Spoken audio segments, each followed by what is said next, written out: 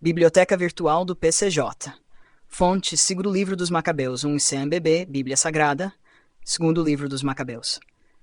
Índice: Parte 1, Cartas aos Judeus do Egito. Parte 2, Prefácio do Autor, volumes 31. Parte 3, A Conversão de Heliodorus. Parte 4, Antíoco Epífanes e a Propaganda Helenista. Parte 5, Perseguição Religiosa. Os Mártires. Parte 6, Vitórias de Judas e Morte de Epífanes. Parte 7, Governo de Antíoco, Phthupator. Parte 8, Alcimo e Nicanor. Início da parte 3 de 8. A conversão de Heliodoro. Vinda de Heliodoro a Jerusalém. 1. A cidade santa vivia na mais completa paz, e os mandamentos eram observados da melhor maneira possível, por causa da piedade do sumo sacerdote Onias e da sua intransigência contra o mal. 2. Os próprios reis respeitavam o lugar santo e honravam o templo com os donos mais esplêndidos.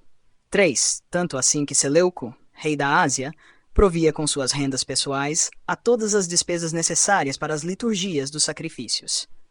Ora, certo Simão, do clã de Belga, investido no cargo de superintendente do templo, entrou em desacordo com o sumo sacerdote a respeito da administração dos mercados da cidade.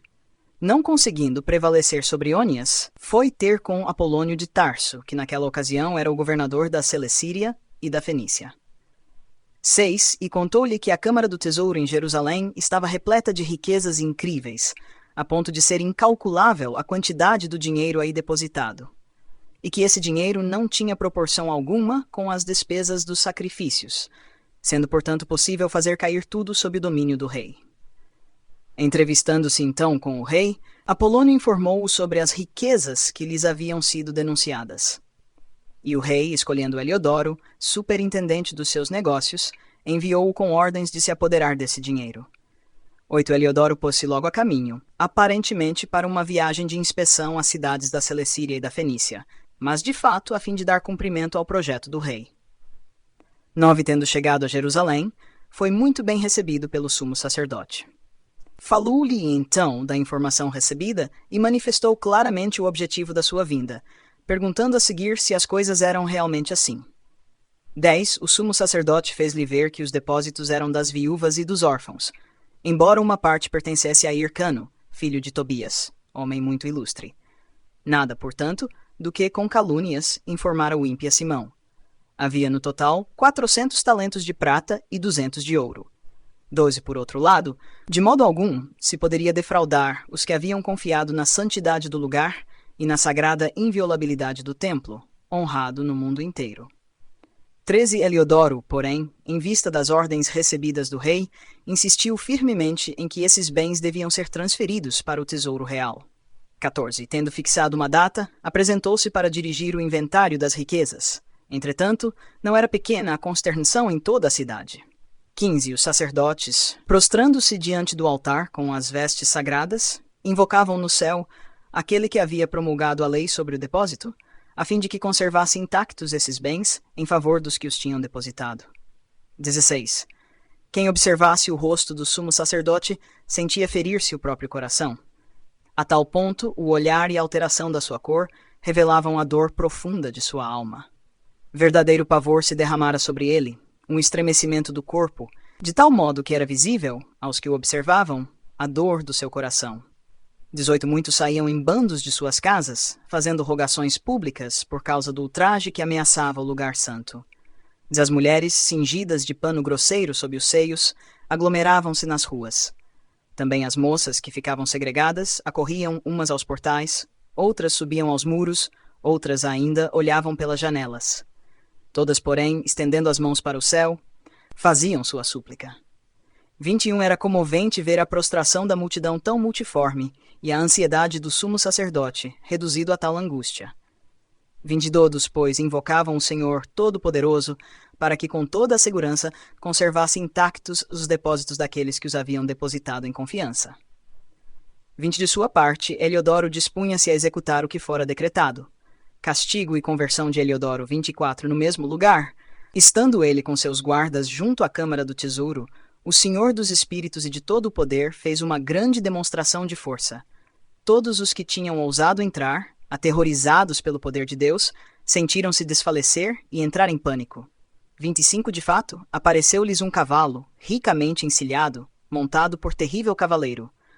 O cavalo avançou impetuosamente contra Heliodoro, lançando-lhe as patas dianteiras. O cavaleiro parecia ter armas de ouro. 26 Apareceram também outros 2 jovens de força extraordinária, belíssimos na aparência e com vestes magníficas. Eles cercaram Heliodoro e puseram-se a chicoteá-lo sem parar de ambos os lados, causando-lhe muitos ferimentos. 27 Ele caiu de repente por terra. Envolto em densa escuridão, tiveram de levantá-lo e carregá-lo numa padiola. 28 Assim, aquela que tinha invadido com tantos guardas e capangas o mencionado tesouro, agora carregavam-no para fora, incapaz de valer-se do auxílio das armas e reconhecendo abertamente o poder de Deus. 29 Por efeito do poder divino, jazia mudo e sem qualquer esperança de salvação, enquanto os outros bendiziam o Senhor que glorificava o seu lugar santo. Assim, o templo, pouco antes repleto de temor e perturbação, regurgitava agora de alegria e júbilo ante a manifestação do Senhor Todo-Poderoso. 31 Logo, porém, alguns dos amigos de Heliodoro começaram a pedir a Onias que invocasse o Altíssimo para que concedesse a graça da vida a quem se encontrava reduzido, sem dúvida, ao último alento. 32 O sumo sacerdote, então, receando que o rei pudesse pensar que alguma ação criminosa tinha sido praticada pelos judeus contra Heliodoro, ofereceu um sacrifício pela saúde do homem. 33 Enquanto o sumo sacerdote oferecia o sacrifício de propiciação, os mesmos jovens, revestidos das mesmas vestes, apareceram de novo a Heliodoro. E assim lhe falaram: Agradece muito ao sumo sacerdote Onias, pois é por causa dele que o Senhor te concede a graça da vida. 34 Quanto a ti, açoitado pelo céu, anuncia a todos o grande poder de Deus. E logo, ditas estas palavras, desapareceram. 35 O próprio Heliodoro, tendo oferecido um sacrifício ao Senhor e fazendo grandes promessas àquele que lhe tinha concedido continuar em vida, despediu-se de Onias e voltou com seu exército para junto do rei.